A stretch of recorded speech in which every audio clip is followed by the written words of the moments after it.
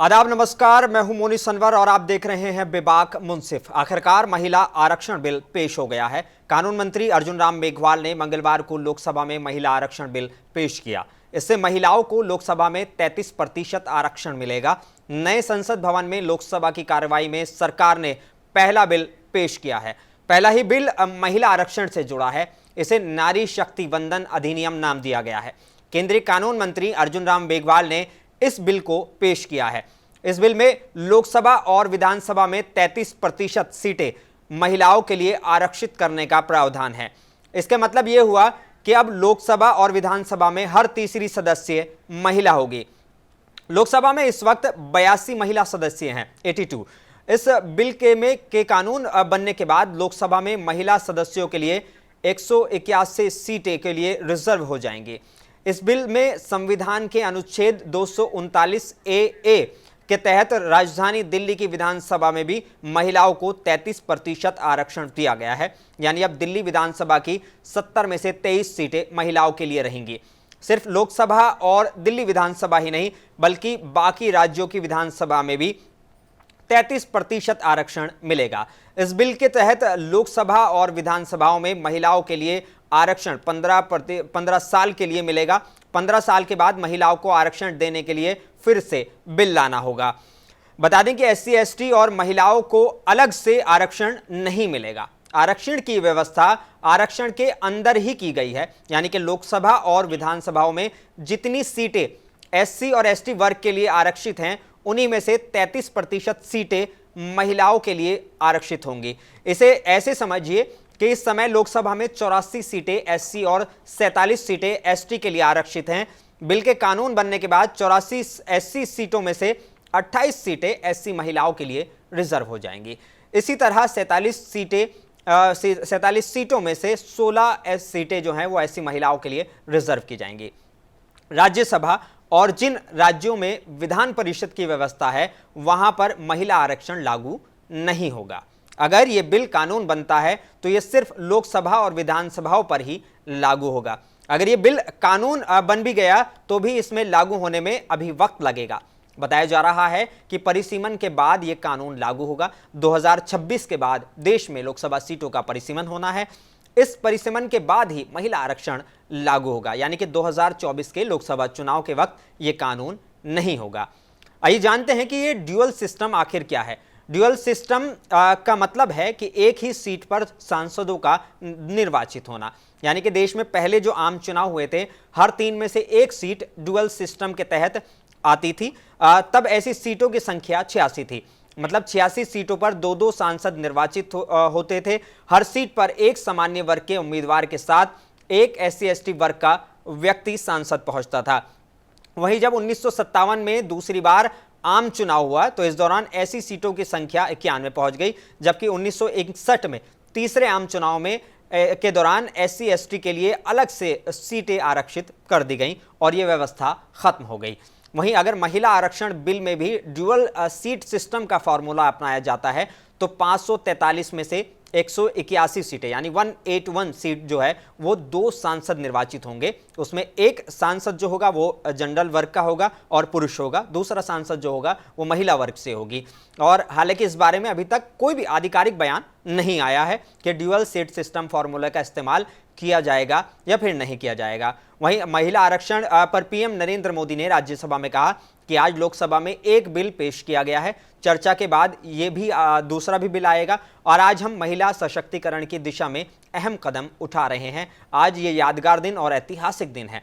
आज इसी पर होगी चर्चा और इस चर्चा में शामिल होने के लिए हमारे साथ मौजूद हैं BRS पार्टी की वुमेन सेल प्रेसिडेंट मुनीरा बेगम। आपका इस्तकबाल है हमारे शो में। और उसके अलावा हमारे साथ अरीबा आसिफ खान जुड़ी हुई है, म्युनिसिपल काउंसलर हैं वार्ड 188 अबुल फजल एनक्लेव से। और कांग्रेस नेता आरफा खान एडवोकेट भी हमारे साथ जल्द ही जुड़ेंगी, उनका भी इस्तकबाल किया जाएगा और आपका सभी का इस्तकबाल है।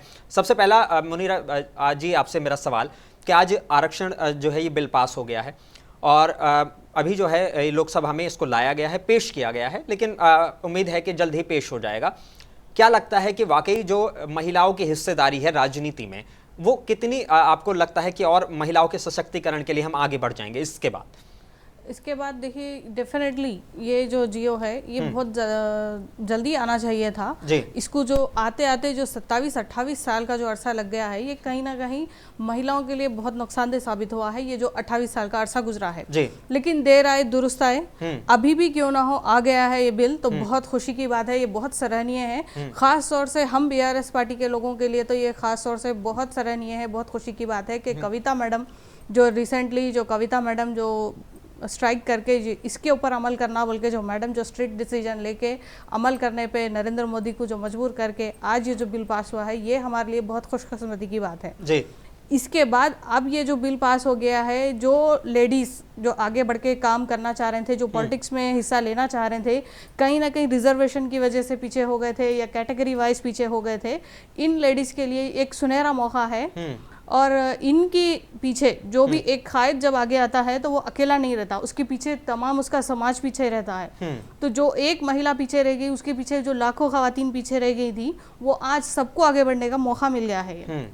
इस तरह जैसा 33% जो रिजर्वेशन आएगा, जो महिला आगे बढ़ के जो पार्टिसिपेट करेंगी अपने असेंबली हल्के से हो या पार्लिमानी हल्के से जो भी इसमें आएंगे, तो इनके पीछे जितने भी खवातीन रहेंगे, ये खवातीन के मसले जो आजकल जो पार्लियामेंट में डिस्कस नहीं हो पाते या फिर कुछ ऐसी बातें होती हैं जो हम कहना भी चाहते हैं लेकिन वहाँ तक हमारी आवाज़ नहीं पहुँच पाती, तो ये पहुँचने के लिए एक बहुत अच्छा बेहतरीन जरिया बन गया है कि जो 50% जो पॉपुलेशन इंडिया की है, खवातीन की है जी, आज उनको मौका मिला है कि आज आप आपकी आवाज़ जो है पूरे देश तक पहुंचा सकते हैं, दुनिया तक पहुंचा सकते हैं।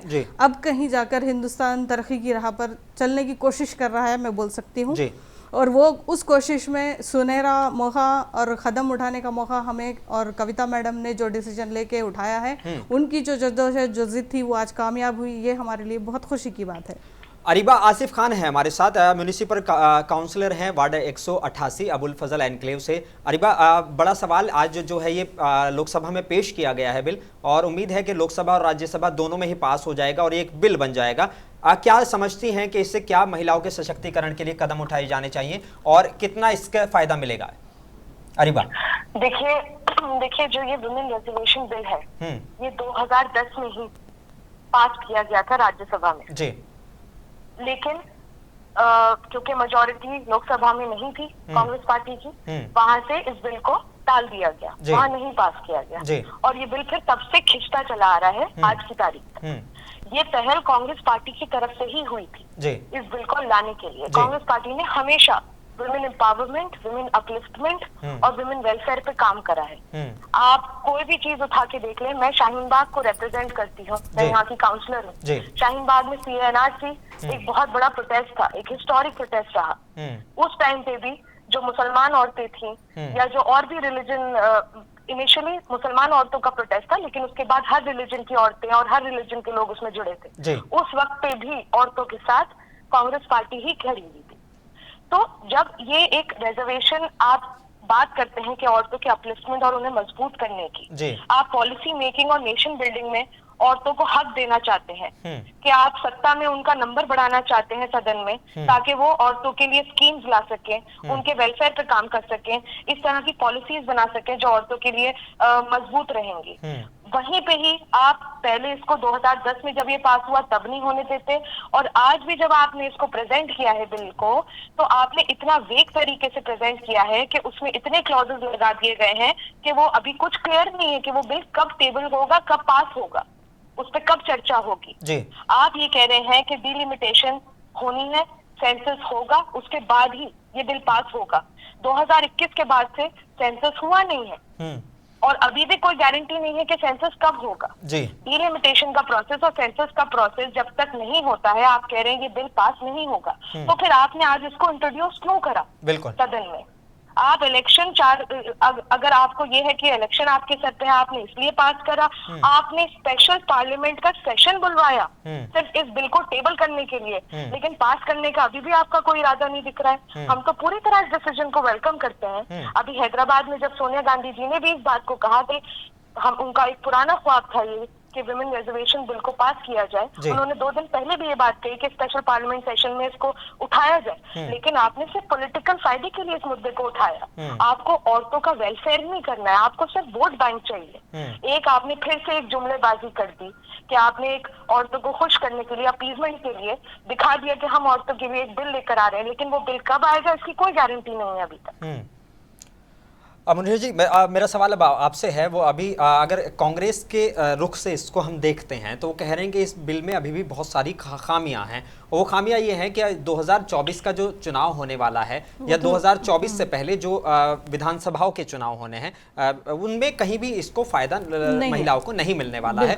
तो कहीं ना कहीं ये 2026 के बाद जाकर कहीं इसका फायदा मिलेगा और सिर्फ 15 साल के लिए बिल लाया गया है, यानी कि अगर 15 साल में के बाद अगर इसकी जरूरत महसूस होती है तो कहीं ना कहीं दोबारा से इसको बिल को पास करना पड़ेगा, तब जाकर ये दोबारा से महिला आरक्षण मिलेगा। जी बिल्कुल। फर्स्ट मैं आपसे बात करें, जब वही बोली थी कि ये बिल 15 साल के लिए लाया जा रहा है। जी बिल्कुल। तो इसके बाद क्या महिलाओं को जरूरत नहीं है पॉलिटिक्स में आने की?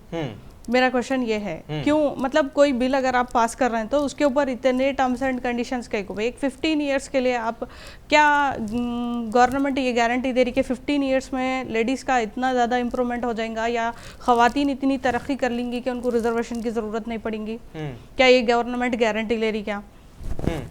और जो है सो ये जो अब 15, अब अगर 24, अब ये 2024 में अगर इसको इम्प्लीमेंट कर देते तो बेस्ट ऑप्शन रहता था, ये बेस्ट रहता था, ज़्यादा बेहतर रहता था ख़वातीन के हक़ में। लेकिन इसको अभी पहली जो प्रेजेंट करने का जो इनका जो मंशा है, जो कल रात में जैसा कि कोई बिल पास होता है तो इसको पूरा एक ऑफिशियल तरीके से या प्रेस मीट से या कुछ भी एक ऑफिशियल तरीके से इसको रिलीज़ किया जाता है। लेकिन कल रात में जो है ट्विटर पे उन्होंने मैडम डाल दिए, फिर उसके ऊपर थोड़ी बहुत चर्चा हुई तो फिर उन्होंने ट्वीट अपना डिलीट कर दिया था। जी। तो ऐसा मतलब झोल झाल क्यों चल रहा है? जब आप कोई बिल पास करना चाह रहे हैं तो उसको बाज़ाब्ता रुबाब से पास करिए, और अगर पास कर रहे हैं तो उसके टर्म्स एंड कंडीशन जो क्लॉज है वो पूरे क्लियर करिए। उसको हिडन रख रहे हैं, मतलब कि तमाम चीज़ों को हिडन रखेंगे। अभी वेडनेसडे, आज जो स्पेशल सेशन रख के आप जो करना था कर दिए, लेकिन अभी फिर वेडनेसडे पे बात रह गई है। वेडनेसडे के दिन फिर उसको रिलीज़ किया जाएगा, उसमें टर्म्स एंड कंडीशन डाले जाएंगे। कहीं ना कहीं ये ऐसा हो रहा हो कि मतलब बस खाली नाम के लिए एक बिल दे देना बोले सरकार, ऐसा नहीं होना चाहिए। ये जो पॉलिसी चल रही है कि खाली नाम के लिए हम 33% दे देंगे, लेकिन इसमें इतने टर्म्स एंड कंडीशंस लगा देंगे कि कहीं ना कहीं जाके आपके हाथ बांध दिए जाते, बोले सर की सिचुएशन में लेडीज को दे रहे हैं 33%, लेकिन कहीं ना कहीं आपके हाथ बांधे जा रहे हैं जी। तो ये नहीं होना चाहिए, ये खवातीन के साथ नाइंसाफ़ी होगी। क्योंकि अगर आप वाकई में चाहते हैं, कोई भी पार्टी हो, चाहे जैसा कांग्रेस पार्टी हो या बीजेपी पार्टी हो या जो भी पार्टी हो, जो भी चाह रहे हैं कि वाकई में खवातीन तरक्की करें, और आप चाह रहे हैं कि कहीं ना कहीं जो हमारी घर की बेटियाँ हैं, लेडीज़ है जो पीछे है, पॉलिटिकल पॉइंट ऑफ व्यू से हर तरीके से जो भी चाह रहे हैं कि तरक्की करे, तो इतने टर्म्स एंड कंडीशंस क्यों आ रहे? एक बिल पास करने के लिए आपको इतना सारा सोचना पड़ रहा। 28 साल का अरसा आप देखिए, कितना लंबा अरसा है, 27-28 साल का अरसा गुजर गया, और इतने अरसे में आपको अभी तक भी क्लियर नहीं है कि आप इसमें क्या टर्म्स एंड कंडीशन लगाएंगे। और आप सिर्फ इसलिए क्योंकि हम भी इंसान हैं, हम देश की आधी आबादी हैं हम, बिल्कुल, और हमारी वजह से जो चल रहा है, जो दुनिया चल रही है, व्यवस्था चल रही है, कहीं भी आप देख लीजिए आज लेडीज़ कहीं भी पीछे नहीं है। हर जगह पे, चाहे एजुकेशन के मामले में हो, आप चाहे कोई डॉक्टर देख लो, कोई पायलट देख लो, अभी मेट्रो ट्रेन का देख लो, हर फील्ड में लेडीज़ आगे हैं। तो आपको कहाँ ऐसा लग रहा कि पॉलिटिक्स में वुमेन सक्सेसफुल नहीं हो सकती बोल के, या फिर आपको ऐसा क्यों लग रहा कि एक औरत जो हर चीज़ संभाल सकती, एक संसद की सीट नहीं संभाल सकती, ऐसा लग रहा क्या? और ऐसा लग रहा तो आपको क्यों लग रहा? बिल्कुल, ये मेरा क्वेश्चन है। अनिबा, एक बड़ा सवाल आपसे भी है कि अगर हम देखें कि जो ये सिस्टम लाया गया है, तो कहीं ना कहीं एक तरह से इस बिल को पेश तो किया गया है, लेकिन अभी इसको थोड़ा सा लंबा आगे बढ़ा दिया गया है। यानी 2024 में कहीं ना कहीं जो महिलाएं हैं उनको वो 33% आरक्षण का लाभ नहीं मिलने वाला है। और अगर हम बात करें इसके पास होने के बाद, तो कहीं ना कहीं जो एक 33 हर तीसरी जो महिला है वो वहाँ पर संसद में और उस अलग मतलब उसमें पहुंचेगी। तो क्या लगता है कि वाकई इससे वुमेन्स का अपलिफ्टमेंट होगा? देखिए बिल्कुल सबसे पहली बात देखिए इतना कंफ्यूज्ड तरीके से इस बिल को टेबल किया गया है आज। ये कहा गया है कि ये सिर्फ लोकसभा और विधानसभा में वैलिड होगा, राज्यसभा में ये क्यों नहीं वैलिड होगा, इसकी कोई एक्सप्लेनेशन नहीं है। जी हाँ। ठीक है, 15 साल तक वैलिड, 15 साल के बाद ये वैलिड नहीं रहेगा, इसका क्या कॉन्क्रीट रीजन है, इसके ऊपर कोई चर्चा नहीं हुई है। ये कोई वैलिड क्यों 15 साल बाद क्या औरतों के रिजर्वेशन की क्या हमें जरूरत खत्म हो जाएगी? क्या फिर हमें औरतों की आवाज सुननी पसंद नहीं आएगी? क्या हमें फिर उनकी पार्टिसिपेशन नहीं चाहिए होगा संसद में? फिर से पूरा बिल पास करने की फिर आप उस वक्त दोबारा से ये कंडीशन लगा देंगे कि फिर से डिलिमिटेशन, फिर से सेंसस, फिर से इसको बिल को खींचा जाएगा। तो ये इस तरह की पहली बात तो इतने कंफ्यूजिंग तरीके से इस बिल को रखा गया है जिससे बहुत ही क्लियर नियत इनकी इंटेंशन दिख रही है कि इन्हें इसको पास करना है ही नहीं। दूसरी बात, अगर आपको पता था कि आपको एक प्रोसेस के बाद इसको पास करना है तो इसको आज क्यों इंट्रोड्यूस किया गया? इसको इलेक्शन से पहले क्यों इंट्रोड्यूस किया गया? इसको तभी इंट्रोड्यूस किया जाता जब डिलिमिटेशन होता और जब सेंसस होता, तभी पार्लियामेंट का एक स्पेशल सेशन बुलाया जाता और तभी इस चीज को किया जाता। अगर हम बात करें अरीबा, तो जो 4 बिल बताए गए थे जो हम लोगों को इससे पहले जो कि स्पेशल सेशन क्यों बुलाया जा रहा है, इसको लेकर 4 बिल दिए गए थे। उन 4 बिल में कहीं भी वुमेन रिजर्वेशन का जिक्र नहीं था। जी, उसमें वो इलेक्शन कमीशन का था, 75 इयर्स पूरे होने का था, इसका कोई जिक्र नहीं था। चलिए कोई बात नहीं, हम तो फिर भी वेलकम कर रहे थे आपका ये डिसीजन जो सोनिया गांधी जी ने 10 साल पहले जो राजीव गांधी जी का एक ख्वाब रहा और कांग्रेस पार्टी का ख्वाब रहा कि वुमेन रिजर्वेशन बिल होना चाहिए, हम तो तब भी वेलकम कर रहे थे कि आप इसे करिए, हम आपके साथ हैं। लेकिन आपने आज इसकी एक तमाशा बना के रख दिया आज आपने संसद में। हम लोग आज सारे पूरी दिल्ली के नेता सोनिया गांधी जी की आवाज पर पहुंचे थे, हजारों की तादाद में हम लोग आज पूरा दिन वहां खड़े रहे उनको मुबारकबाद देने के लिए इस चीज के ऊपर। लेकिन हमें वहां पे ये खबर मिली आज कि ये इसका एक मौकरी बना के रख दी है इन्होंने इसकी। और बात ये है, देखिए आप वुमेन अपलिफ्टमेंट की बात कर रहे हैं, आप ये कह रहे हैं कि आप बड़े हित में बात करते हैं औरतों की। आपने मणिपुर पे आज तक अपना मुंह नहीं खोला। मणिपुर में औरतों पे किस तरह उन्हें एक्सप्लॉइट किया जा रहा है, किस किस तरीके से उन पर जुल्म और ज्यादती हो रही है। आज तक आपने मणिपुर पे जाना तो दूर की बात, आपने अपनी आवाज तक नहीं उठाई उन औरतों के हित में।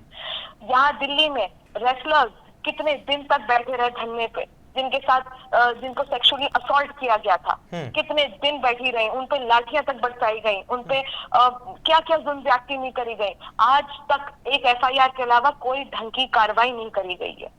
क्या ये सब विमेन अपलिफ्टमेंट का काम नहीं है? क्या ये सब विमेन एम्पावरमेंट का पार्ट नहीं है? बिल्कुल। आप सीधा सीधा एक बिल लेकर आते हैं जो आपको पास भी नहीं करना, इलेक्शन से कुछ दिन पहले सिर्फ और सिर्फ औरतों को अपीज करने के लिए, एक जो कि एक पुरानी आदत है जुमलेबाजी की, और काम कुछ होता नहीं है लेकिन सिर्फ उसका दिखावा होता है कि देखिए हम औरतों के फेवर में हैं और हम औरतों के लिए खड़े हैं। लेकिन कॉन्क्रीट ग्राउंड लेवल पे कोई भी औरतों के लिए काम नहीं होता है। आज भी बेचारी औरतें जो विधवा औरतें हैं आज भी पेंशन के लिए परेशान हैं, आज भी वो अपने बेसिक राइट्स के लिए परेशान है। और एक ये बड़ा एक हिस्टोरिक मोमेंट होता अगर ये बिल पास हो जाता और इसको सही तरीके से परस्यू किया जाता। लेकिन आज भी इस सरकार की तरफ से हमें सिर्फ और सिर्फ निराशा ही मिली। बिल्कुल। मुनीरा, अगर प्रधानमंत्री नरेंद्र मोदी की बात करें तो उन्होंने इस बिल को वाकई हिस्टोरिक बताया। उन्होंने कहा कि ये हमारे लिए एक हिस्टोरिक फैसला है, ये बात उन्होंने कही। लेकिन हम देखें अगर इस बिल को तो कहीं ना कहीं अभी इसे हिस्टोरिक तो कहा जा सकता है क्योंकि इस सरकार के पास में लोकसभा और राज्यसभा दोनों में कहीं ना कहीं मेजॉरिटी की है। लोकसभा में फुल मेजॉरिटी है, राज्यसभा में पास कराने के लिए उनके पास काबिलियत है। तो अगर पास हो तो हो सकता है, लेकिन कहीं ना कहीं इसमें जो क्लॉज जोड़े गए हैं, वो सारी चीज़ें जो जोड़ी गई हैं वो इसे हिस्टोरिक नहीं बनाती हैं। मैं सुनी थी उनका नरेंद्र मोदी का जो स्पीच था 19 सितंबर जो है हिस्टोरिक डे है आज का, ऐसा कुछ उन्होंने बोले। लेकिन मैं मानती हूँ ये हिस्टोरिकल डे तब होएगा जब इस बिल पे इम्प्लीमेंट होएगा। सेकेंड हिस्टोरिकल डे जब होएगा जब इस बिल से इम्प्लीमेंट होने के बाद खवातीन की वाकई में तरक्की होएगी। उस दिन को बोला जाएगा कि ये सुनहरा दिन था, ये सुनहरी तारीख थी। आप जो है महज दिल बहलाई के लिए या फिर यूँ समझिए कि कविता मैडम जो हलचल मचा रहे थे, जो धरना दे रहे थे, जो स्ट्राइक्स कर रहे थे, और जितनी भी खवातीन जो है गुस्से में आ जा रहे थे कि हमारे हक के लिए जब एक कोई आवाज़ उठा रहा तो इसको सांसद में पास नहीं किया जा रहा है, इसको रुकावट बनाया जा रहा है बोल के जो खवातीन जो गुस्से में आ जा रहे थे उनको बस एक शांत करने के तरीके से जो है, या फिर कविता मैडम को जो है खामोश बिठा देंगे, या कोई बच्चा जो है जब कुछ जिद कर रहा था उसको ठीक है बोल के खामोश बिठा देना वाला स्ट्रैटेजी इन्हों अपनाए। मैं फर्स्ट में भी वही बोली थी कि 15 साल में इन्हों गारंटी लेते क्या किसी खवातीन की तरक्की या खवातीन से रिलेटेड। अब देखिए इसको आप जो है, अब अगर आज आप डिक्लेयर कर दिए, अब वेडनेसडे के दिन ये बिल पास हो गया जी, तो इसको इम्प्लीमेंट 24 इलेक्शन में कर सकते हैं आप जी, क्योंकि अब देखिए जैसा कि अब अपने पास इलेक्शन हो जाता, जब तेलंगाना में इलेक्शन 24 में हो जाता, आप 26 में उसको इम्प्लीमेंट करेंगे तो हमारी स्टेट की खवातीन को तो फिर 5 साल वेट हीच करना पड़ेगा ना ये बिल आने के बाद।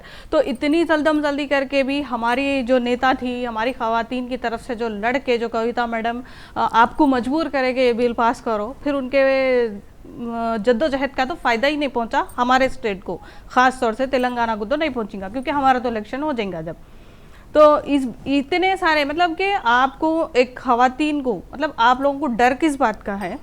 मैं बीजेपी गवर्नमेंट से पूछना चाह रही हूँ या मैं कांग्रेस गवर्नमेंट से पूछना चाह रही हूँ या जितने भी लोग अब तक इस बिल के खिलाफ थे उन सब से पूछना चाह रही हूँ कि आप लोगों को डर किस बात का है?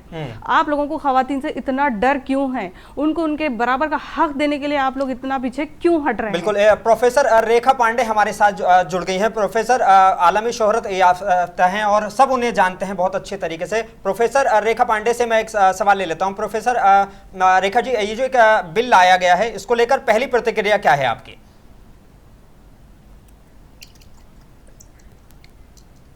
क्या आप मुझे सुन पा रही हैं प्रोफेसर रेखा?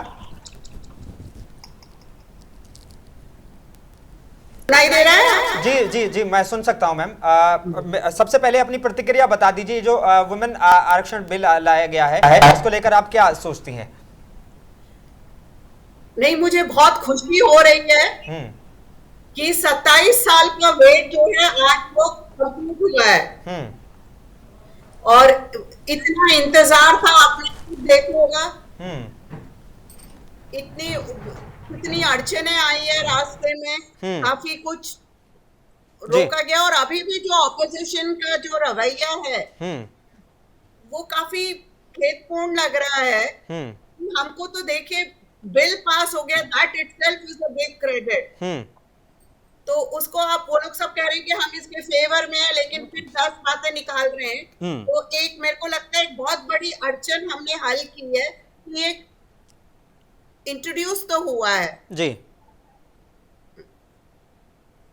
लेकिन मैम अगर मैं इस पे जो हमने क्लॉज जोड़े गए हैं अगर उन पे हम बात करें तो कहीं ना कहीं ये 2024 के चुनाव में बिल्कुल भी लागू नहीं होने वाला है और जब सेंसस हो जाएगा और जब डिलिमिटेशन होगा उसके बाद जाकर ये कहीं इसका फायदा 2026 के बाद जाकर मिल जाएगा। तो इतनी अगर इसको 2026 तक ही ले जाना था तो क्या लगता है आपको कि क्यों इतनी जल्दी इसको की जा रही है? क्या सिर्फ सियासी और चुनावी फायदा लेने के लिए? हाँ, डेफिनेटली ये थोड़ा सुन करके एकदम हम लोगों को भी धक्का लगा जी, क्योंकि ये उम्मीद थी कि शायद ये 2024 में ही लागू हो जाएगा जी। तो इसके पीछे क्या थिंकिंग है अभी मैंने क्लियरली नहीं देखा है जी कि क्यों वो अभी जो बात कर रहे हैं कि हम सेंसस लेंगे फिर डिलिमिटेशन की बात कर रहे हैं जी। तो इसका डेफिनेटली ये थोड़ा डिसअपॉइंटमेंट है क्योंकि हमारी यही उम्मीद थी कि 2024 से लागू करना चाहिए था इसको डेफिनेटली। बट एक खुशी एक तरह से है कि एक अड़चन तो सामने से हटी है, रास्ता तो साफ हुआ है, लेकिन अभी यही लगता है कि इंतजार अभी हमारा खत्म नहीं हुआ है। बिल्कुल। हमारे साथ अरीबा आसिफ हैं, वो भी यही कह रही हैं कि कहीं ना कहीं इस बिल को पास तो कर दिया गया, सोनिया गांधी इसको लेकर लड़ाई लड़ रही थी, कविता जी इसको लेकर लड़ाई लड़ रही थी कि आरक्षण मिलना चाहिए, 33% आरक्षण मिलना चाहिए, लेकिन अगर लाया गया भी तो इस परिस्थितियों में कि अभी 2024 का इलेक्शन सर पर है, अगर यहीं पर 33% आरक्षण मिल जाता तो कहीं ना कहीं महिलाओं को इससे बहुत ज्यादा फायदा मिल सकता था। हाँ, सही बात है, ये तो बिल्कुल सही है जी। लेकिन जब ये बिल्कुल मंजर आम पर आ जाएगा, ये बिल्कुल 33% आरक्षण मिल जाएगा, तो क्या लगता है कि जो महिलाओं की आवाज है वो 33% वहां पर पहुंचेगी, तो उससे कितना फायदा मिलने वाला है महिलाओं को? नहीं, डेफिनेटली बहुत फायदा होगा क्योंकि देखिए आज से बहुत साल पहले हमने 73rd एंड 74th अमेंडमेंट पास किया था जी। तो पंचायती राज में तो कोई बहस नहीं हुई थी, बड़े आराम से औरतों को ये मिल गया था रिजर्वेशन जी। आप ये देखिए, जब हम पंचायती राज की बात करते हैं तो वो खाली एक इम्प्लीमेंटिंग अथॉरिटी है जी, वो लॉज नहीं बना सकती है। तो जो भी लॉ आपके ऊपर से आ रहे हैं उसको जल्द इम्प्लीमेंट करेंगे पंचायती राज में, बिल्कुल। लेकिन जब पार्लियामेंट में औरतें पहुंच जाएंगी तो डेफिनेटली एक पूरा जो है पर्सपेक्टिव चेंज हो जाएगा। लॉ मेकर्स वो लोग बन जाएंगे, लॉज वो लोग बना सकती हैं, और जो मुद्दे बहुत क्लोज हैं विमेन के, उसमें डेफिनेटली जब विमेन रिजर्वेशन होगा, ज्यादा विमेन पार्लियामेंट में पहुंचेंगी तो वो लोग डेफिनेटली इस पे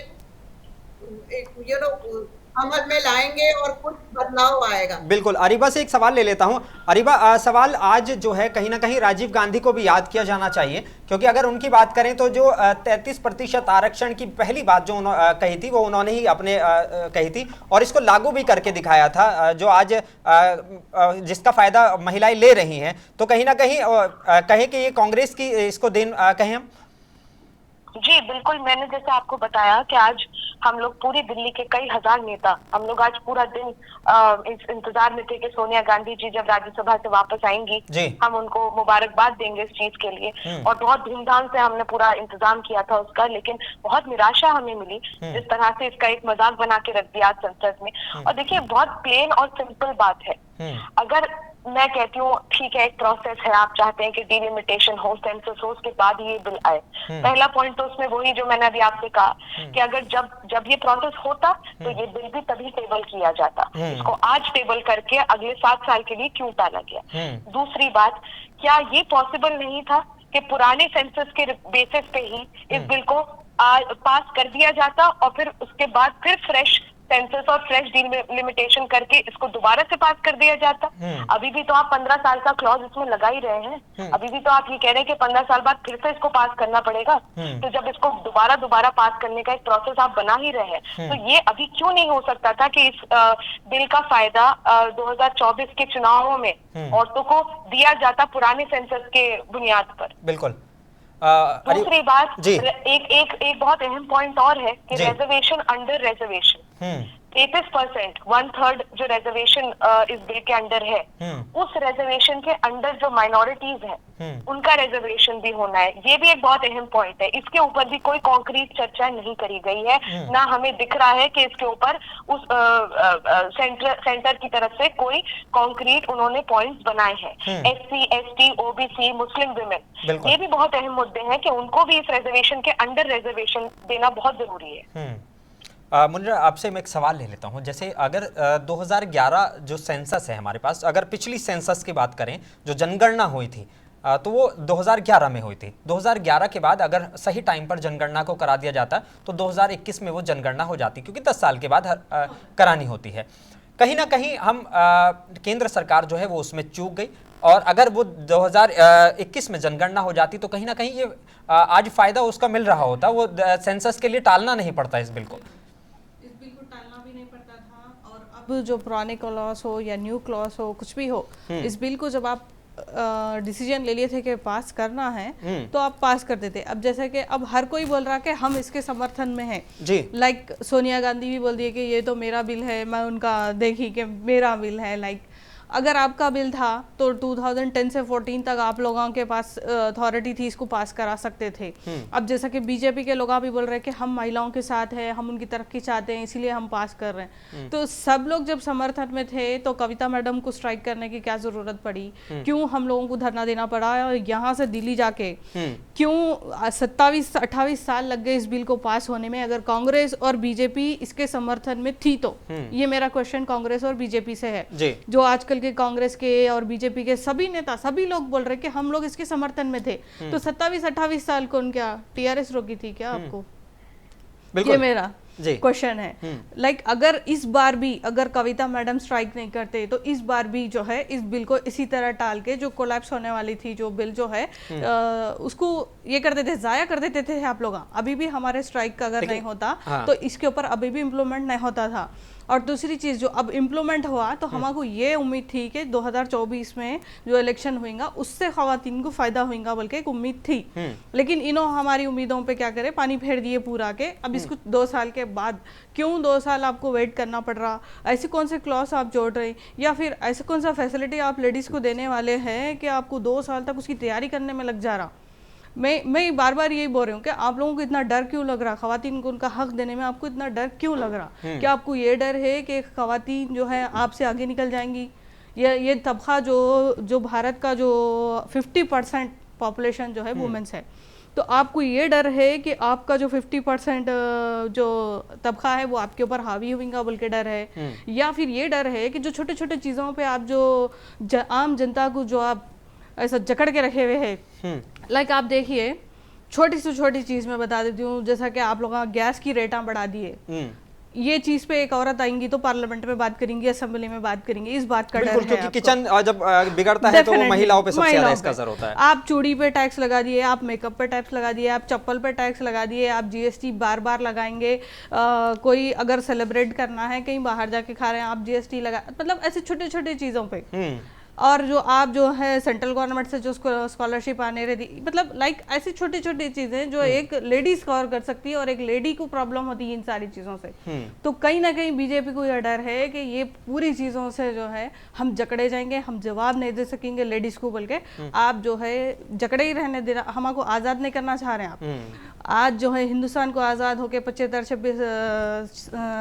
साल हो गए, 76 साल हो गए, लेकिन फिर भी औरत कहीं ना कहीं बंधी हुई है ऐसी छोटी सोच रखने वाले पॉलिटिशियंस की वजह से, जो खवातीन को उसका हक देने से पीछे हट रहे। आज देखिए अगर खवातीन तबके में रहती तो 3 तलाक के ऊपर आवाज उठाती, अगर खवातीन रहती तो जो आप 18 साल की बच्ची निकाह कर सकती उसको 21 साल कर दिए, इन इश्यूज पे एक लेडी आवाज उठा सकती थी, जो आप कहीं ना कहीं आवाज दबा के रख देना चाह रहे हैं। आज देखिए अगर हमारी लेडी खास तौर से माइनॉरिटीज अगर पार्लियामेंट में होती तो वो आपके हिजाब के ऊपर आवाज उठाने से आप जो बिल पास करना चाह रहे, आप हम खाना क्या है आपकी मर्जी से है, हम पहनना क्या है आपकी मर्जी है, हम कब शादी करें आपकी मर्जी है, हर चीज़ पे आपकी मर्जी है। ये जो आप रौब दबा के रखना चाह रहे हैं, इस वजह से आप जो है बिल को पास नहीं होने देना चाह रहे हैं।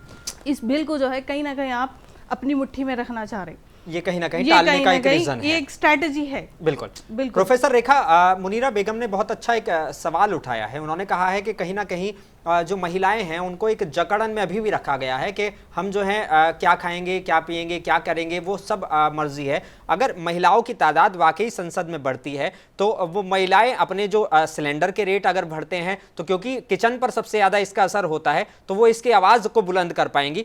और क्या इश्यूज होने चाहिए आपके लिए कि अगर महिलाएं संसद में आती हैं तो उन इश्यूज पे ज्यादा बात हो? प्रोफेसर रेखा, देखिए अगर हम अगर ये सृष्टि को देखते हैं, एक इक्वल सोसाइटी नहीं रही है।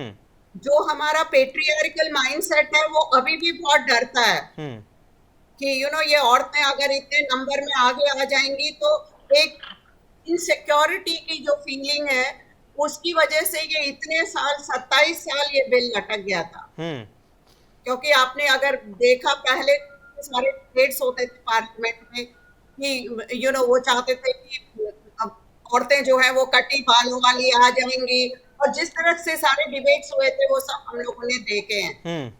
तो ये डेफिनेटली मेरे को जो खुशी की एक शुरुआत हुई है, बिल एंटर हुआ है, बट यस डिसअपॉइंटमेंट हुआ है क्योंकि हम सोच रहे थे अगर 224 में आ जाता तो काफी तादाद में करीब 180 लेडीज जो थी वो पार्लियामेंट में पहुंच जाती, और जो विमेन के इश्यूज हैं वो जिस तरह से ये औरतें वहां पे रख पाएंगी, वो जितने आदमी है पार्लियामेंट में वो नहीं उनको रख सकते हैं।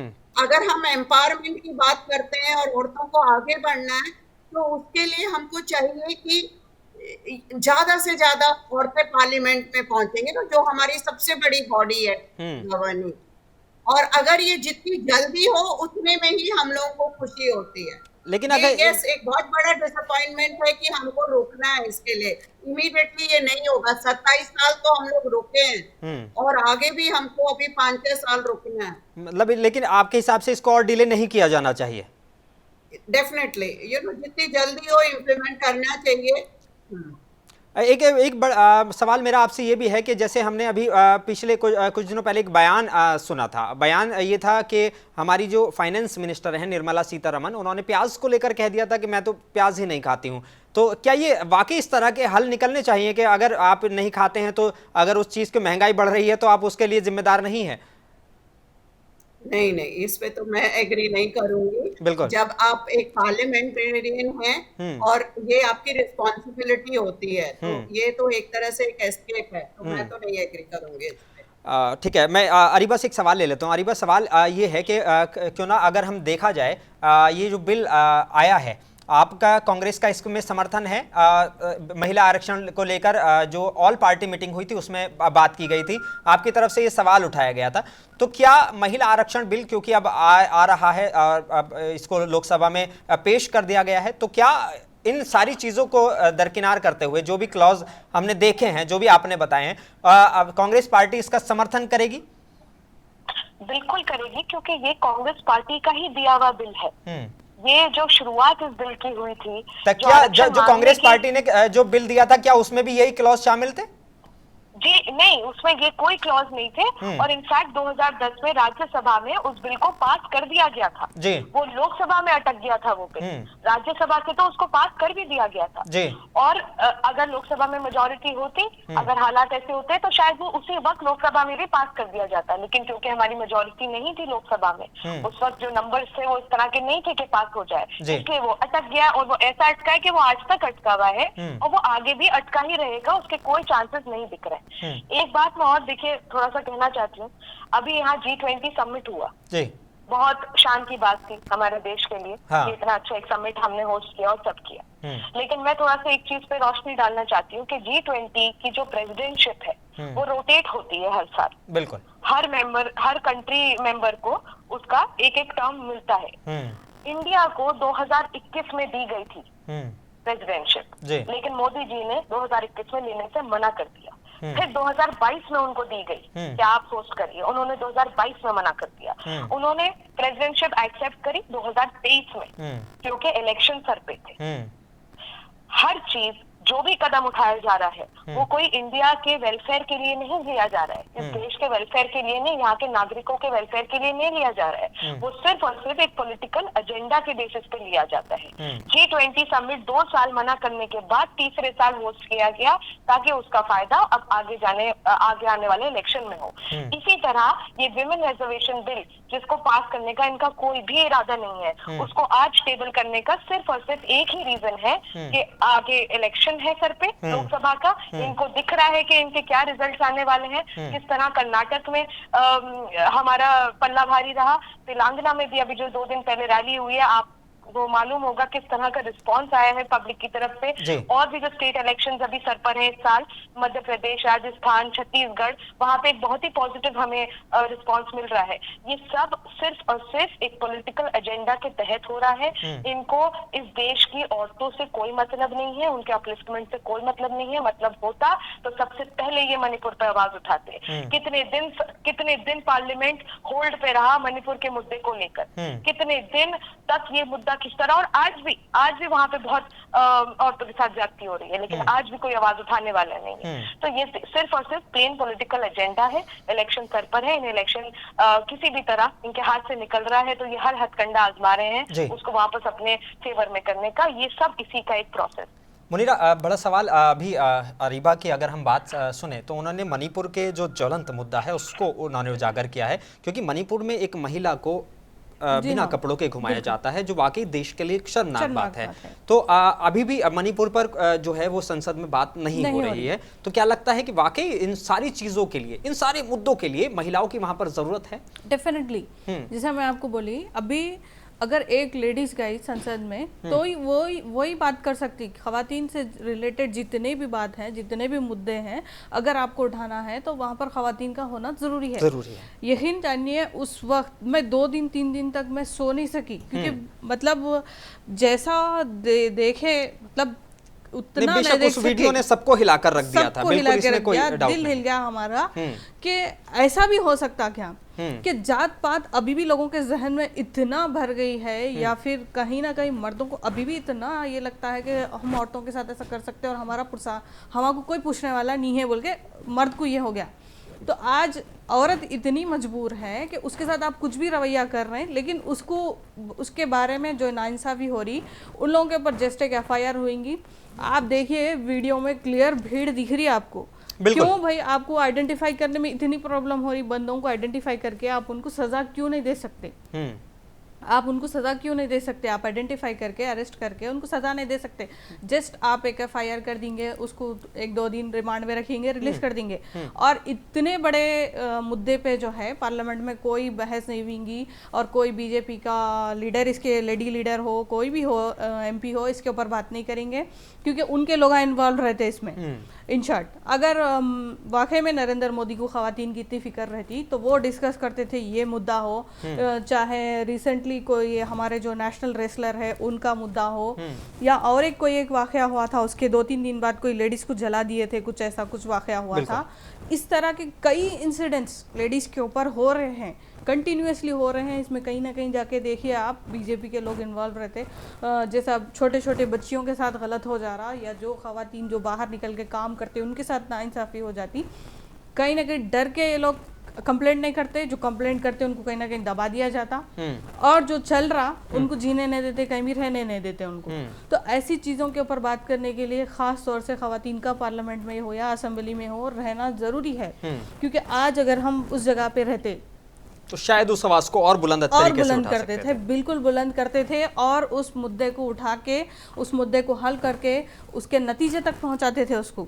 ऐसा हवा को नहीं छोड़ देते थे, मतलब कि नाम के लिए बराए नाम उसके ऊपर डिस्कशन हुएगा, फिर उसको पेंडिंग छोड़ दिया जाएगा, या तो फिर हंगामे तौर पे कुछ ऐसा हंगामा क्रिएट किया जाएगा कि वो उसके ऊपर डिस्कशन हुआ, चलो 15 मिनट का ब्रेक, 1 दिन का ब्रेक, 2 दिन का ब्रेक, चलो नेक्स्ट डे नेक्स्ट टॉपिक, ऐसा करके जो है टॉपिक्स को डिले कर दिया जाता। अब कौन सी भी बात पे आप ले लो, ये एक ही बोल के नहीं, आप दूसरे जो भी टॉपिक्स, मेन इंपॉर्टेंट टॉपिक्स आते हैं, इन लोगों का कुछ ना कुछ हंगामा क्रिएट कर देते, जिसकी वजह से वो जो है सेशन डिले हो जाता, या जो क्वेश्चन आवर्स रहता वो डिले हो जाता, कुछ भी हो जाता। उसके बाद नेक्स्ट डे नेक्स्ट टॉपिक पे आ जाते हैं, क्या बोलते हो, हाँ डिस्कस करे थे बोल के। लाइक अभी जैसा गैस का रेट, आप मतलब खाली बहलाने के लिए काम कर रहे, आप बढ़ा रहे को, फिर कम कर रहे को, अगर कम कर रहे हैं तो हमेशा के लिए कम कर दो, फिर बढ़ना क्यों है उसका रेट, चाहे गैस का, फिर उसमें से भी कैटेगरी वाइज देंगे आप, उसमें उज्ज्वल योजना, ऐसे ऐसे कैटेगरी वाइज आप सब्सिडी दे रहे हैं। अगर आप औरत को देख रहे हैं, अगर आप घर को देख रहे हैं, तो जो घरेलू गैस है सबका रेट एक ही रखो आप। बिल्कुल।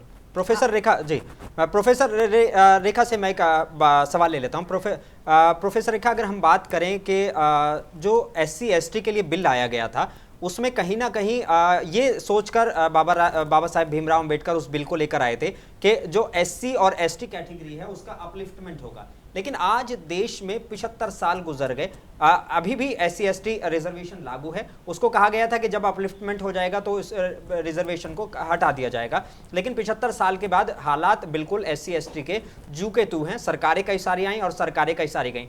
अब क्योंकि आप महिलाओं को लेकर बहुत ज़्यादा आवाज़ बुलंद करती रही हैं, महिलाओं के मुद्दे पर आपने आलमी सतह पर काम किया है, दुनिया भर में आपने इस मुद्दे को उठाने की कोशिश की है।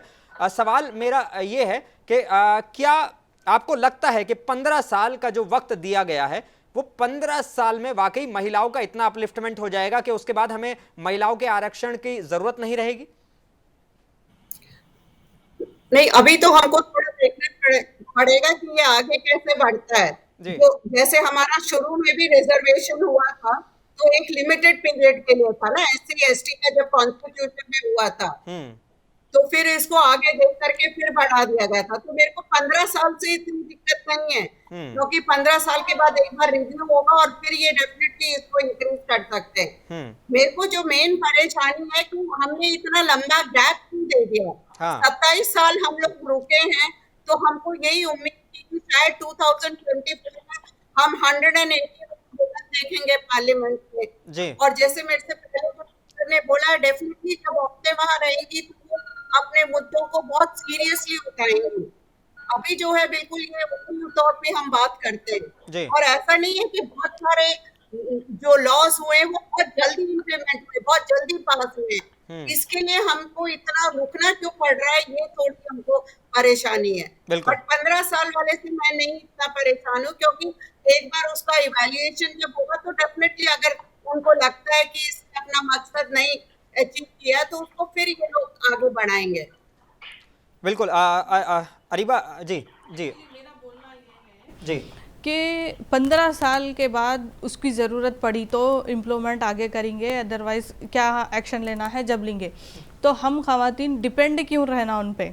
उन्होंने 15 साल का समय हमको देने के लिए उनको क्या अथॉरिटी है? क्या लेडीज़ जेंट्स को ये अथॉरिटी दी? लेडीज़ कभी बोले कि जेंट्स को 15 साल का समय दो, अगर जेंट्स का तबका तरक्की नहीं करा तो फिर बाद में सोचेंगे उनको, बोल के लेडीज़ ऐसा बोले क्या? नहीं बोले। अगर आप हैं तो हम भी बराबर हैं भाई। आज किस तबके में खातून पीछे है आप बताइए? जेंट्स जहाँ पर है तो वहाँ पर बराबर खातून का भी उतना ही तरक्की के राह में हो, एजुकेशन के मामले में रहा हो, हर मामले में खातून बराबर की हिस्सेदार रही हैं। तो क्यों आज एक जेंट्स को इतनी तकलीफ हो रही, लेडीज़ का हक उनको देने, वो भी फिर लिमिटेड पीरियड 15 साल के लिए देंगे, इतने में आप तरक्की कर लेंगे। मतलब इतने में तरक्की कर लेंगे का क्या मतलब है? क्या आप कोई मतलब जादू की छड़ी घुमा देने वाले हैं 15 साल में? जिसमें 15 जो पिछले 75 साल में नहीं हुआ वो 15 साल में हो जाएगा? या आप ऐसा 5-10 साल में देश को ऐसे कौन से चांद पे पहुंचा दिए आपके 15 साल में ऐसा लेडीज़ पूरा तरक्की कर लेंगे, उसके बाद औरत को कुछ काम करने की ज़रूरत नहीं पड़ेगी, ऐसा आपको लग रहा? ऐसा बिल्कुल भी नहीं। ये जो 15 साल का है ये नहीं होना चाहिए। ये अगर आप कोई बिल ला रहे हैं तो उसको कंटिन्यू रखिए। ख़वातीन का हक़ है भाई, ये हक़ है हमारा कि हम आपके बराबर खड़े होकर काम कर सकते हैं। अगर आप इलेक्शन में ठहर रहे तो मैं भी ठहर सकती हूँ, और बिल्कुल जब मैं घर चला सकती हूँ, जब मैं अपने बेटे की परवरिश कर सकती हूँ, अपनी बेटी की परवरिश कर सकती हूँ, तो डेफिनेटली मेरी कॉन्स्टिट्यूंसी के लोगों की भी मैं देखभाल कर सकती हूँ, उनके हक़ के लिए लड़ सकती हूँ, उनके अच्छे बुरे में साथ में रह सकती हूँ। तो मुझे ये मेरा हक़ मिलना चाहिए डेफिनेटली, कि मुझे 15 साल 20 साल के लिए नहीं, और 2026 में 25 में नहीं, मुझे 2024 में ये हक चाहिए।